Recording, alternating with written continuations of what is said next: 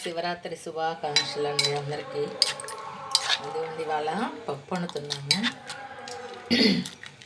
పప్పు ఇవన్నీ వేసి ఉల్లిపాయలు పచ్చిమిరపకాయలు వేసి ఇప్పుడేనండి పొయ్యి మీద పెట్టాను. గుడి నుంచి వచ్చేటప్పటికి లేట్ అయిపోయింది. అంతే, గుడికి వెళ్ళి నాయన దర్శనం చేసుకొని వచ్చాను. ఇదిగోండి మునక్కాయ పప్పు ఇవాళ మాది. ఇదిగోండి మునక్కాయలు, టమాటాలు, ఉల్లిపాయలు, ఇదిగోండి పచ్చిమిరపకాయలు వేసాను. దీనిలో అన్నీ అది వేస్తే తొందరగా ఉడికిద్దండి. మీకు నేను తర్వాత చూపిస్తాను. ఇదిగోండి పప్పు ఉడికిపోయింది.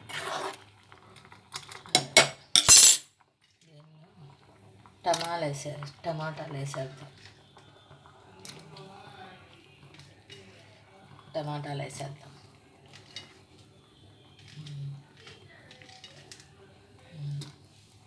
దీనిలో మునక్కాయలు కూడా వేసేసుకున్నాం.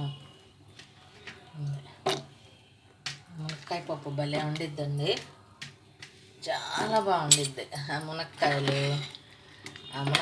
ఆ పప్పులో ఉడికి ఉప్పు కారం అవన్నీ ఆ మునక్కాయలు పడితే చాలా బాగుండిద్ది. తర్వాత కొద్దిగా ఉడికినాక చింతపండు వేస్తాను. ఇంకొంచెం ఉడికిన తర్వాత ఉప్పు, పసుపు అవన్నీ వేసుకున్నాను. ఇదిగోండి పసుపు, ఇదిగోండి కారం తర్వాత వేస్తాను. ఇదిగోండి పప్పు ఉడికిపోతుంది. కారం వేస్తాను. కారం వేస్తే ఆ మునక్కాయలకి బాగా పట్టి భలే టేస్ట్గా ఉంటుంది. ఆ మునక్కాయ తింటుంటే చాలా బాగుండిద్ది. పసుపు వేస్తాను. ఇది మాది సాంబార్ పసుపు అండి, బాగుండిద్ది కూర. ఇదిగోండి చింతపండు కూడా వేస్తున్నాను.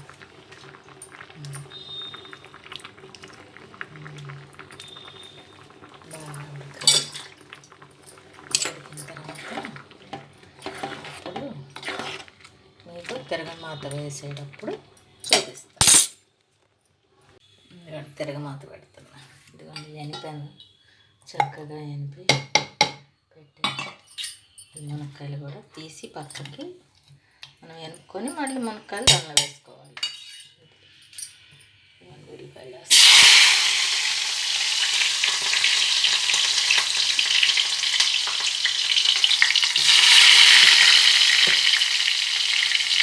ఉల్లిపాయలు, మిరపకాయలు, ఆవాలు, జీలకర్ర, మినప్పప్పు ఇవి వేస్తాం.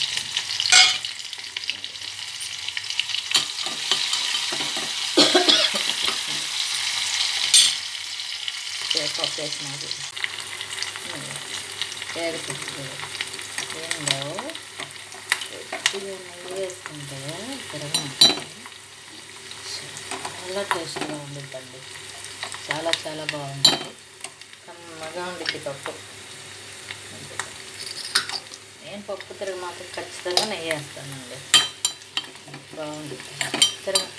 పప్పు టేస్ట్ వస్తుంది. కరివేపాకు కూడా వేసేస్తాను.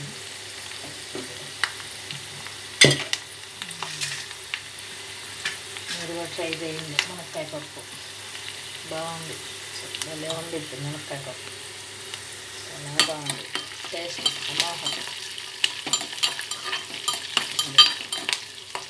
మునక్కాయ అన్నిట్లో వేసుకోవచ్చండి. మటన్లో వేస్తే అప్ప ఆ రుచే వేరు. ఒకసారి మీకు మటన్లో కూడా వేసి చూపిస్తాను. కాలుతుంది చూడండి.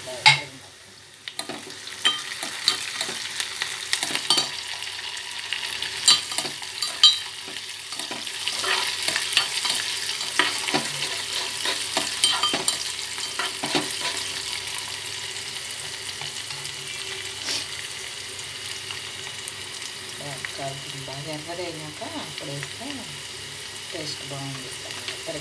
తిరగమాత అండి పప్పుకి టేస్ట్. అది తిరగమాత బాగా టేస్ట్. బియ్యం వేస్తుంది.